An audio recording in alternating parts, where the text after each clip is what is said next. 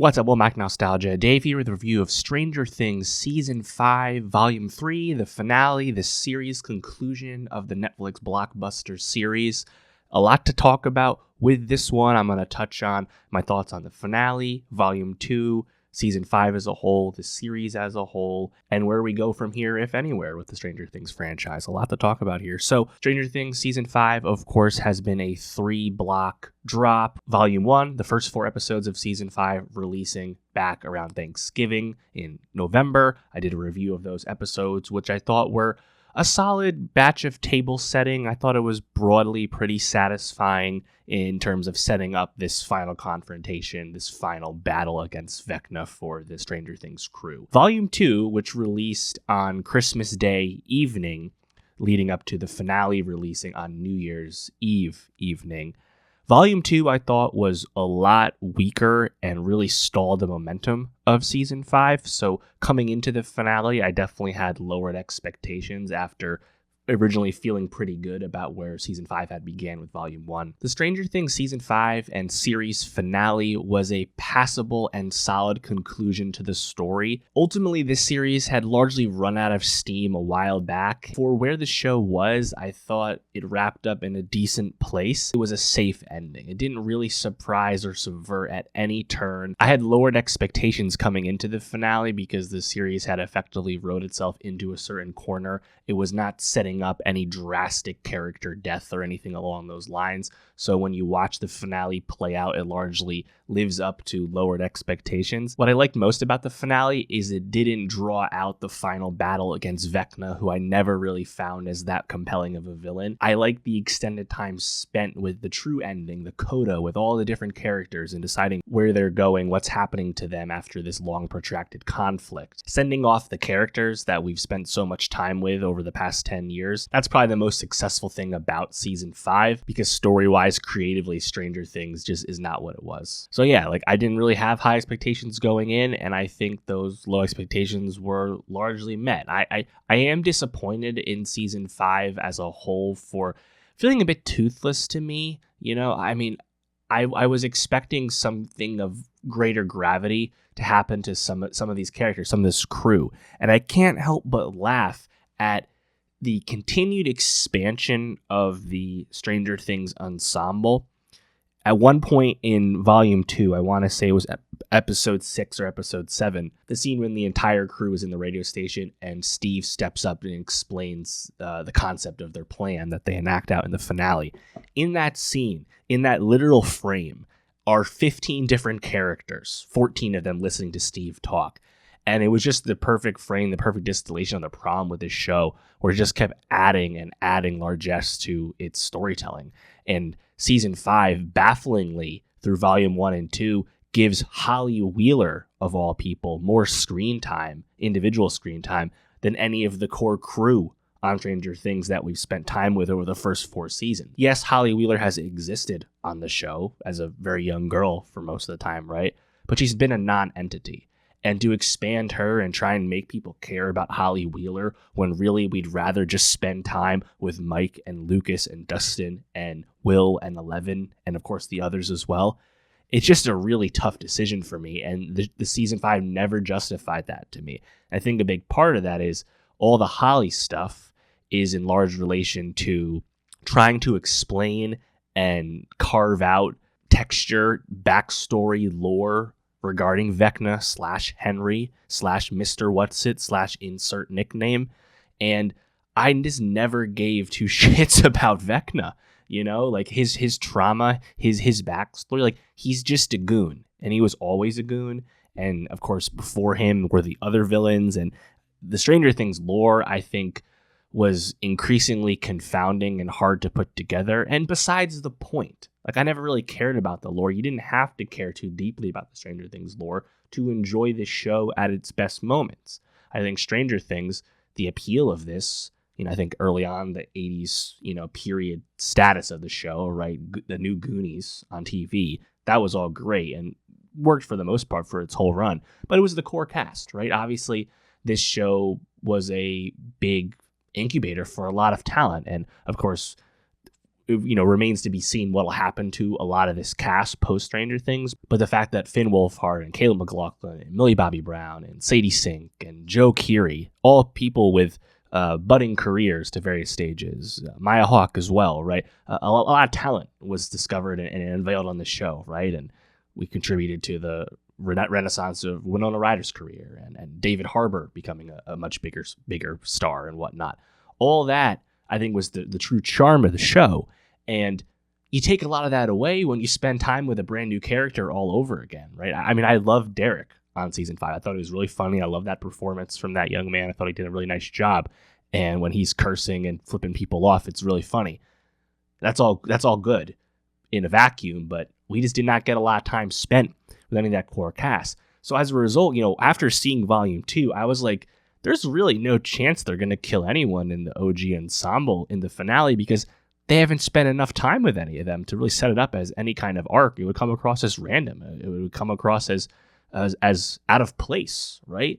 They had an opportunity to kill Jonathan and Nancy, right, when they almost drown in the melting room, right? Like there was chances for sure. They do a fake out in the finale with Steve before he gets saved, right? And I saw this at AMC theaters, in the movie theater in a packed house, and I'll talk about all of that later. But there was a reaction when Steve almost died. And then when he was saved, people were happy, right? So I think a lot of this ended up being just pure fan service.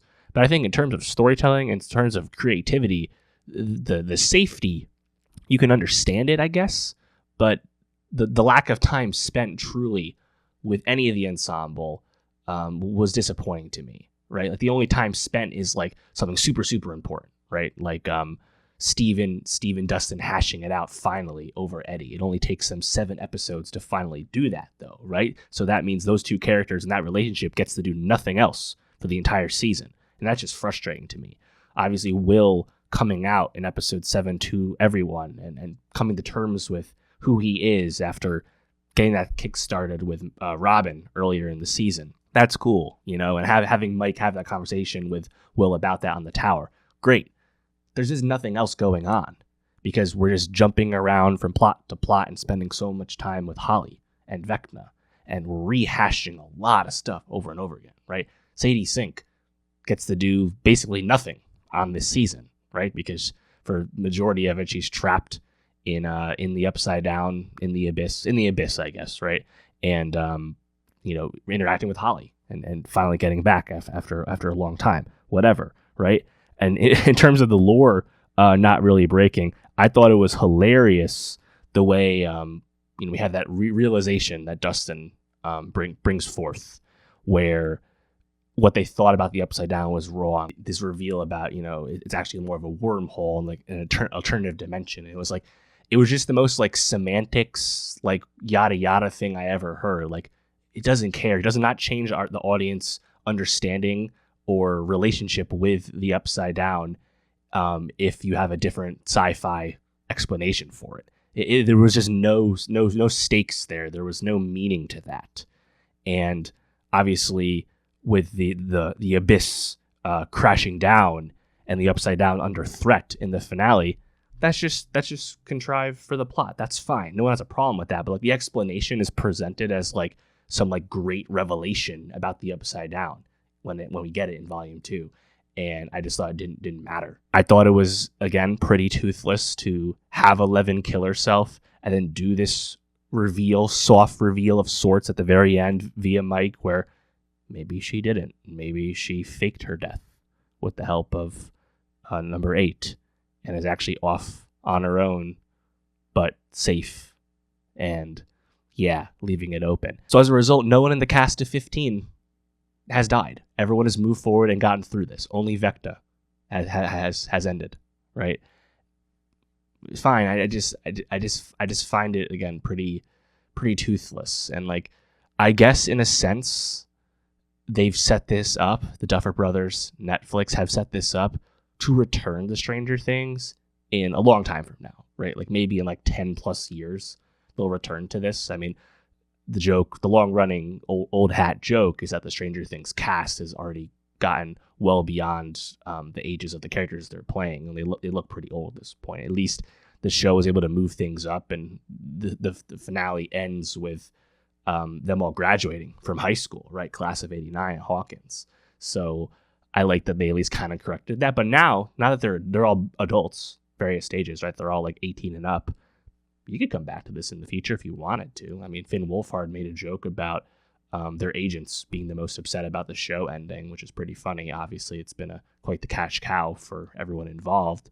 I would not be shocked if it comes back, right? It's actually been pretty successful over the last 2 years with its West End / Broadway stage play, The First Shadow, prequel on the stage. I think that was a pretty clever, brand expansion. I have not seen the play. I'd like to see it someday, but that's the future for the franchise right now. As of course, the Duffer Brothers have since left Netflix with that big deal over at Paramount. Who knows what the future will bring? Of course, again, this is all a long way out at this point.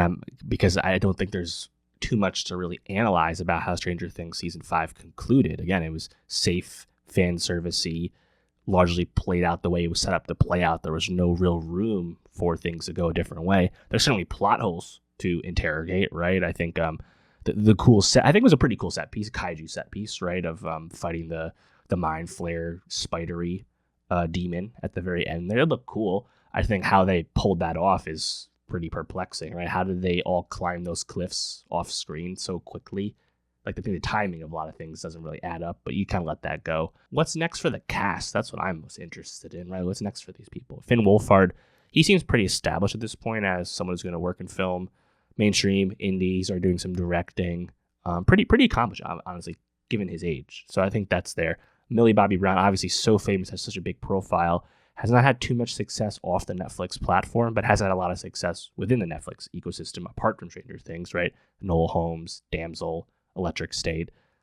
She's a makeup line. She's producing as well. Like she seems, her as a star at least, seems pretty established. I'll be curious how far outside of Netflix she can really go. TBD. Caleb McLaughlin hasn't done as much acting super short term, but he has done some stuff, outside of Stranger Things. So we'll see. I think he's one of the better talents of the crew. So we'll find out there. Sadie Sink is actually, I believe, it's already started playing Juliet on the West End in Romeo and Juliet, alongside Noah Jupe. I think people are excited about her talent. We'll see. Again, it's been quiet. And the rest, I'm not really sure, right? Gat Matazzaro, Noah Schnapp, a lot of them are TBD. And it's not going to probably pan out for everyone, but they all got a lot of nice checks from the show going so long. So I'm sure everyone will be fine. And yeah, I mean, the other people, right? Who knows, right? Priya Ferguson, who plays Lucas's sister. All the young kids. I think Derek, actor, has the brightest future, maybe at least comedically. We'll find out. Joe Keery's about to be in that Gore Verbinski movie coming out in February. I think a lot of people are excited to see what he can do next. I am certainly on film because I do find him very charming. And of course, he's had massive success musically, obviously, with The End of the Beginning becoming a crazily big, massive song. So he's pretty certified there. Maya Hawke, kind of same way, both acting and music.